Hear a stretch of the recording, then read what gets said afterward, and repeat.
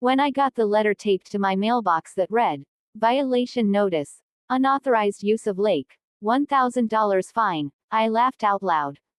Then, when I realized the HOA president wasn't joking, I stopped laughing. Because that unauthorized use was me taking a quiet morning swim in my own lake. Let me start from the beginning. My name's Daniel Holt. I'm 52, a retired civil engineer who spent most of his life saving to buy a piece of peace. 5 years ago, I finally found it. A 40-acre property outside of Willow Creek, with a private, spring-fed lake right in the center. It was paradise. I built a small house on the southern shore, added a dock, and spent mornings fishing or swimming before sunrise. It was mine, the lake, the dock, and the calm. Then came the HOA. When I first moved in, there was no HOA.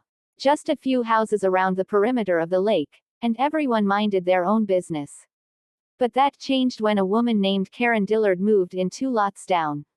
She was the kind of person who believed rules were meant to be written by her, for everyone else.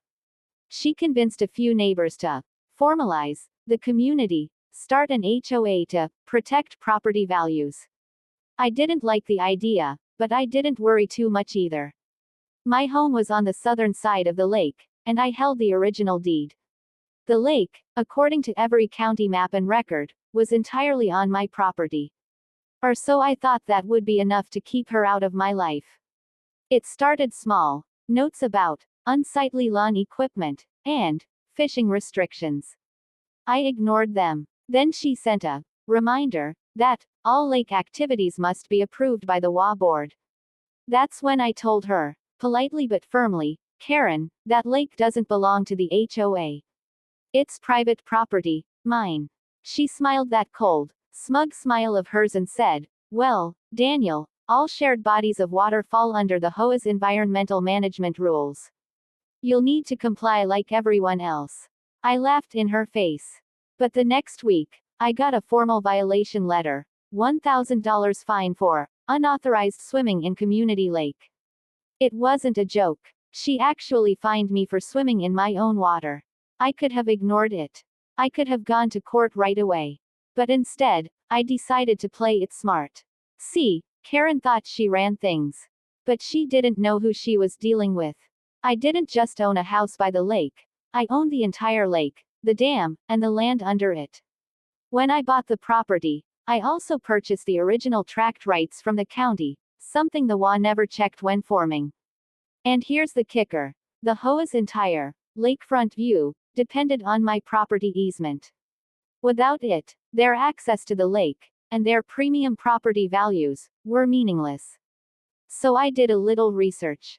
I reviewed their bylaws, their funding structure, and most importantly, their property easements. Turns out, the HOA had been using a 10-foot wide strip of my land as community access to the lake for their paddle boats and kayaks. No one ever asked permission. That was about to change. I hired a real estate attorney, a quiet older man named Mr. Reynolds, who loved nothing more than dealing with overreaching HOAs. When I showed him my title deed, his eyes lit up. "They've built their whole community lake on your property. This is going to be fun." Within a week, we filed a cease and desist against the HOA for trespassing. Then, we issued a notice revoking all access rights to the lake.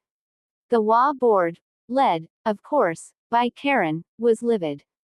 She called an emergency meeting at the clubhouse and invited me to attend. When I walked in, everyone was staring. Karen sat at the head of the table, tapping her red nails on a stack of papers. "Mr. Holt," she began, "your actions are endangering our community agreement. You can't just revoke lake access. That's public use." "Actually," I said, placing a copy of my deed on the table, "it's private use. And it's mine." The room fell silent. Karen's face went pale as my lawyer slid over the county parcel maps. They clearly showed the lake entirely within my property lines. "The HOA never owned this lake," he said calmly. "In fact, you've been using Mr. Holt's land without permission for nearly 3 years." Someone in the back muttered, "You've got to be kidding me."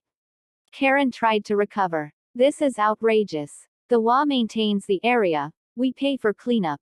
I nodded. And I appreciate that. Which is why, going forward, you're welcome to keep using it, under a new lease agreement. Her eyes narrowed. What lease? The one where your HOA pays me $5,000 a year in lake access maintenance fees. The board gasped. I leaned forward. You fined me $1,000 for swimming in my own lake, Karen. Consider this my response. A modest adjustment to your budget.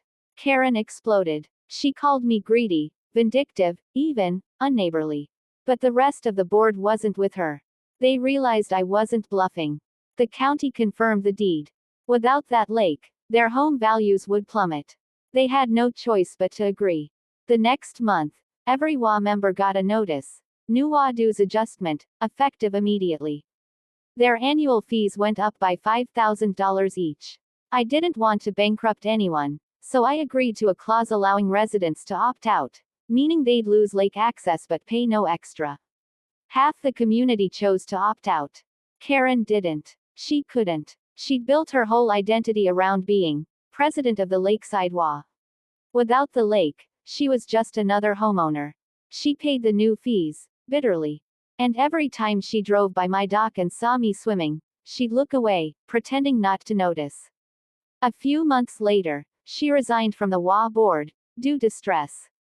The new president, a kind man named Greg, came by one morning with a pie and an apology.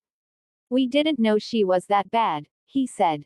We just wanted peace. I smiled. Then we're finally on the same page. Now, on summer mornings, I still swim in that same lake. The sun glints off the water, the trees rustle in the breeze, and there's no more yelling or fines. Just quiet. Sometimes, as I float on my back, I think about that $1,000 fine. It was the best money I never paid, because it taught me something priceless. You don't have to shout to stand your ground. Sometimes, the calmest waters hold the deepest power. And in the end, peace isn't given, it's earned.